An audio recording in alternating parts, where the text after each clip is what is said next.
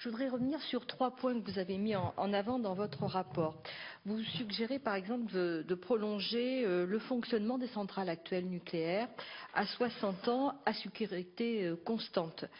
Monsieur le Président, avons-nous réellement les capacités techniques de doubler la durée de vie de ces centrales et est-ce vraiment compatible avec une sécurité maximale? La deuxième question, vous préconisez également de planifier une hausse modérée mais régulière des tarifs de l'électricité et cela bien sûr pour permettre le financement du renouvellement du parc à long terme. Alors, est-ce que ces hausses de tarifs, les hausses de tarifs décidées tout récemment intègrent d'ores et déjà cette proposition? Jusqu'à quel niveau vous suggérez ces hausses tarifaires?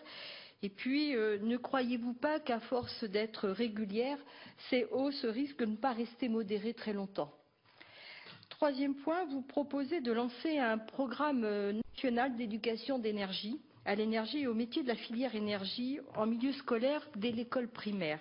Pouvez-vous nous en dire un petit peu plus, à la fois sur les objectifs, mais surtout sur les modalités? Je vous remercie. Merci, Madame Gau. Madame Gau s'est interrogée pour savoir si ces centrales à 60 ans auraient le même degré de sûreté que le degré de sûreté que l'on a aujourd'hui. On a un peu de temps devant nous. L'âge moyen de notre parc, c'est 20 ans. Et la plus ancienne des centrales, c'est-à-dire Fessenheim, aura 40 ans dans 10 ans. Donc elle a 30 ans. Ce qui est vrai et qui devrait vous rassurer, c'est que l'effet de parc, qui est une spécificité française, a comme caractéristique un niveau de dépenses de maintenance beaucoup plus élevé que dans n'importe quel autre pays. Autrement dit, quand l'autorité de sûreté ou l'exploitant trouve un défaut ou pense qu'il y a une amélioration à introduire, on ne l'introduit pas uniquement sur la centrale sur laquelle on l'a trouvé, mais sur l'ensemble du parc. Ce qui a, d'un point de vue des finances, un effet assez négatif, c'est que le niveau des dépenses de maintenance est plus important que prévu, mais ça veut dire que toutes les centrales bénéficient de cette amélioration.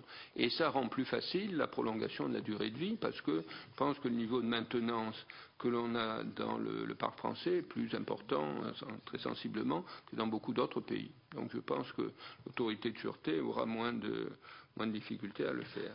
Les investissements d'EDF et la liaison avec une augmentation des tarifs, je crois qu'il faut une augmentation modérée mais régulière, parce que, encore une fois, le financement du programme électronucléaire à venir le suppose.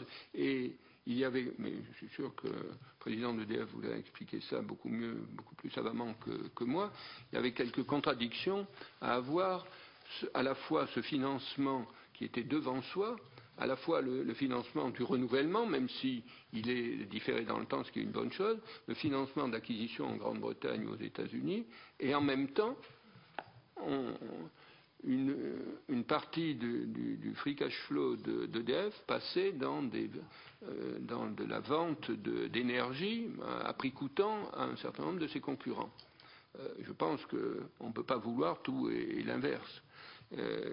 Et je pense de ce côté-là que la situation telle qu'elle est aujourd'hui est sans doute, et en tout cas la décision qui a été prise sur les tarifs montre bien qu'on a perçu cette difficulté.